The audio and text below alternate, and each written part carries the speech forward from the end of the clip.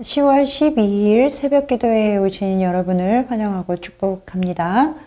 오늘 우리가 함께 살펴볼 하나님의 말씀은 욥기 6장 14절에서 30절까지의 말씀입니다. 제가 읽어드리도록 하겠습니다. 낙심한 자가 비록 전능자를 경외하기를 저버릴지라도 그의 친구로부터 동정을 받느니라. 내 형제들은 개울과 같이 변덕스럽고 그들은 개울의 물살같이 지나가느나 얼음이 녹으면 물이 검어지며 눈이 그 속에 감추어질지라도 따뜻하면 마르고 더우면 그 자리에서 아주 없어지나니 대상들은 그들의 길을 벗어나서 삭막한 들에 들어가 멸망하느니라. 대마의 떼들이 그것을 바라보고 스바의 행인들도 그것을 사모하다가 거기 와서는 바라던 것을 부끄러워하고 낙심하느니라. 이제 너희는 아무것도 아니로구나. 너희가 두려운 일을 본즉 겁내는구나. 내가 언제 너희에게 무엇을 달라고 말했더냐. 나를 위하여 너희 재물을 선물로 달라고 하더냐. 내가 언제 말하기를 원수의 손에서 나를 구원하라 하더냐. 복군의 손에서 나를 구원하라 하더냐. 내게 가르쳐서 나의 허물된 것을 깨닫게 하라. 내가 잠잠하리라. 옳은 말이 어찌 그리 고통스러운고 너희의 책망은 무엇을 책망함이냐. 너희가 남의 말을 꾸짖을 생각을 하나 실망한 자의 말은 바람에 날아가느니라. 너희는 고아를 제비 뽑으며 너희 친구를 팔아 넘기는구나. 이제 원하건대 너희는 내게로 얼굴을 돌리라. 내가 너희를 대면하여 결코 거짓말하지 아니하리라. 너희는 돌이켜 행악자가 되지 말라. 아직도 나의 의가 건재하니 돌아오라. 내 혀에 어찌 불의한 것이 있으랴. 내 미각이 어찌 속임을 분간하지 못하랴. 아멘.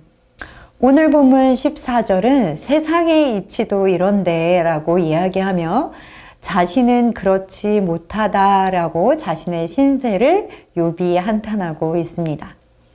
낙심한 사람이 하나님을 경외하기를 저버릴지라도 그 낙심한 사람의 친구들은 자신의 그 친구들을 동정해주고 그 마음을 알아주는 법입니다.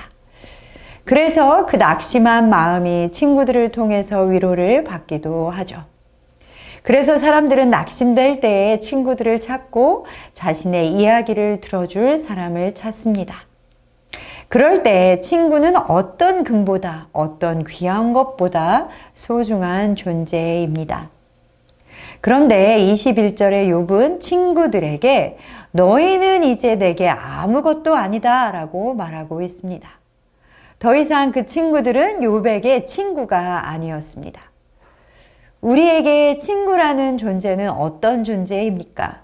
친구를 생각하면 저절로 기분이 좋아지고 따뜻해지는 것입니다. 욥도 친구들이 자신의 마음을 알아주고 공감해주고 위로해주기를 바랬습니다.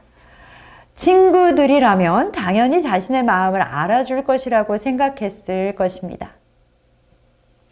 욥은 친구들에게 동정을 구했으나 그 친구들은 욥을 비난하고 책망했습니다. 14절에 말하고 있는 전능자를 경외하는 것을 저버릴지라도 친구들은 위로하고 격려하고 자신의 편이 되어주는 법입니다.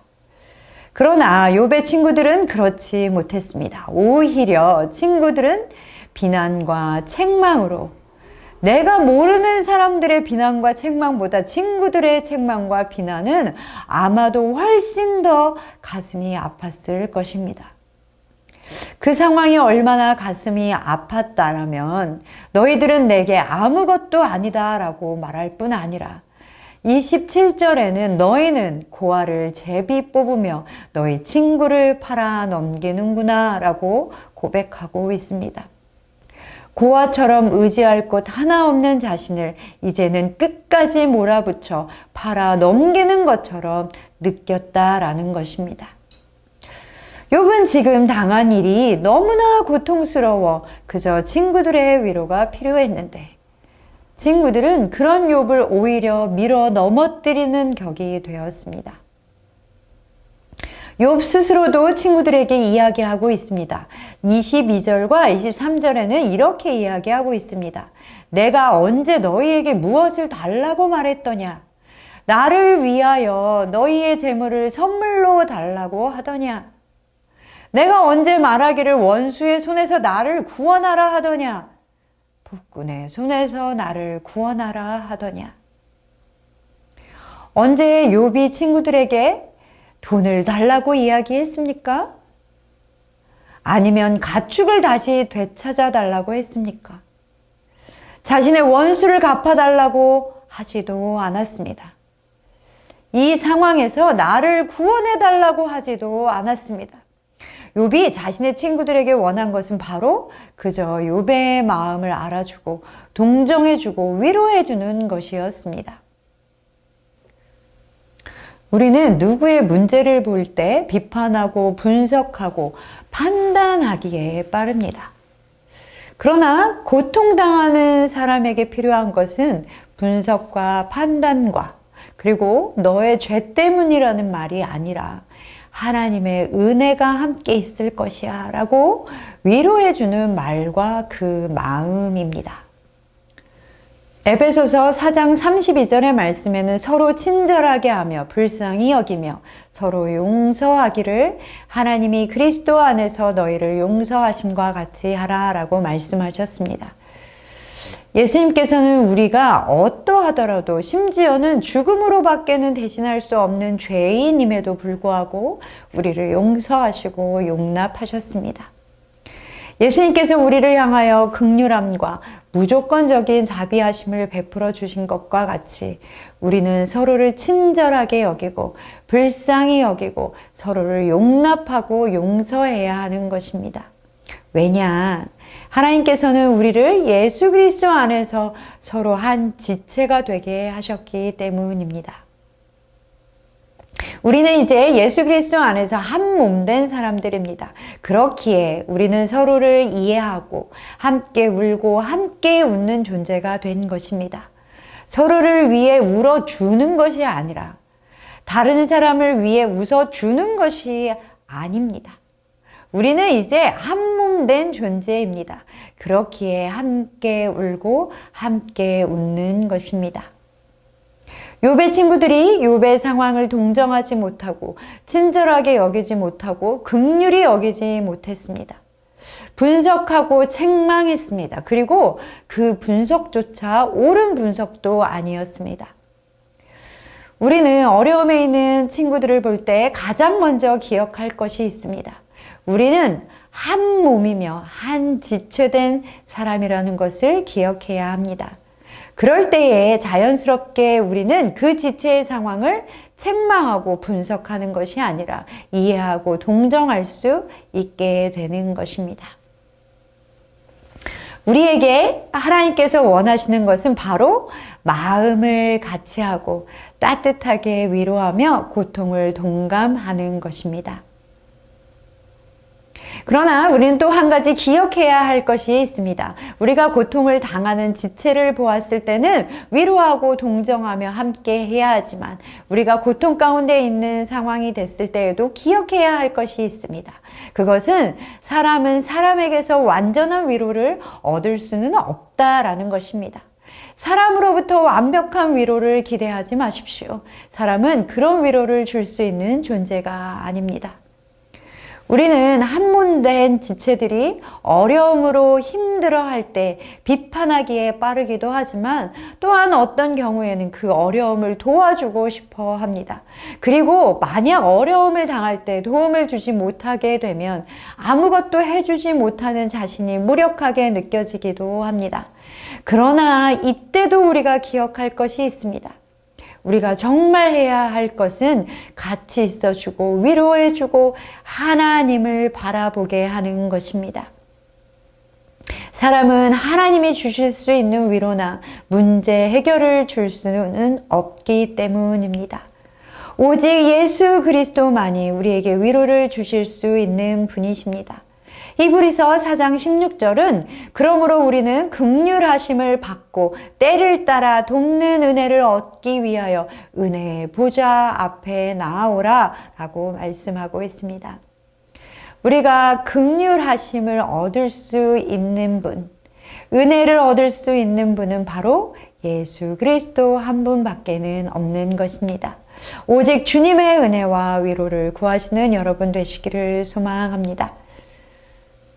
그리고 이어서 24절의 말씀에 보면 욥은 이렇게 이야기하고 있습니다. 내게 가르쳐서 나의 허물된 것을 깨닫게 하라. 내가 잠잠하리라. 내게 옳은 것을 가르쳐 주어 나의 허물을 깨닫게 한다면 내가 잠잠할 것이다 라고 호소하고 있습니다. 친구들은 욥을 위선자라고 몰아세웠고 네가 죄를 지었기 때문에 그 결과로 이런 일을 당한다라고 이야기했습니다. 친구들이 만약에 욥에게 옳은 말을 했다면 욥은 이렇게 친구들의 말에 반발하지는 않았을지 모릅니다. 욥은 친구들이 자신의 문제를 정확히 보고 바로 이해해 주기를 원했습니다. 그러면서 29절에 너희는 돌이켜 행악자가 되지 말라. 아직도 나의 의가 건재하니 돌아오라 라고 말하고 있습니다. 우리는 어려운 상황에 있는 사람에게 이것은 당신의 죄의 결과입니다 라고 쉽게 말할 수 없는 것입니다. 오늘 욥기가 그것을 우리에게 명확히 보여주고 있습니다. 무고한 환난을 당하는 사람들이 있을 수 있기 때문에 그 판단을 우리가 할 수는 없는 것입니다. 분명히 죄의 결과로 인해서 당하는 고난이 있고 하나님의 벌하심도 있습니다. 그러나 우리가 당하는 그 모든 어려움들의 원인을 우리의 지식과 우리의 지혜의 한계로는 다 밝히 알 수는 없는 것입니다. 그 모든 것을 판단하시는 분은 오직 하나님 한 분이시며 모든 환난에 대해 모든 것을 아시는 분도 하나님 한 분이신 것을 우리는 고백해야 합니다. 그렇기에 그 고난 가운데 건지시고 회복하시는 분도 하나님이십니다. 그렇기에 우리의 의와 죄를 판단하실 수 있는 분도 하나님뿐이십니다. 어쩌면 욥은 오늘 경솔하게 자신의 의가 건재하다라고 말했을지도 모릅니다. 그러나 우리가 오늘 기억해야 할 것은 영원히 의롭고 의로우신 분은 하나님 한 분이시라는 것입니다. 사랑하는 선창의 가족 여러분, 우리는 우리가 고난을 당하기도 하고 또는 고난을 당하는 사랑하는 지체들을 보게 되는 경우도 있습니다. 그러나 우리가 할 수 있는 것은 예수 그리스도 안에서 한 지체로 서로 사랑하며 서로 지탱하고 서로 위로하고 용납하는 것입니다. 그리고 영원히 의로우시며 죄 없으셔서 우리를 심판하실 수 있는 하나님 한 분께 우리의 소망을 두어야 할 것입니다.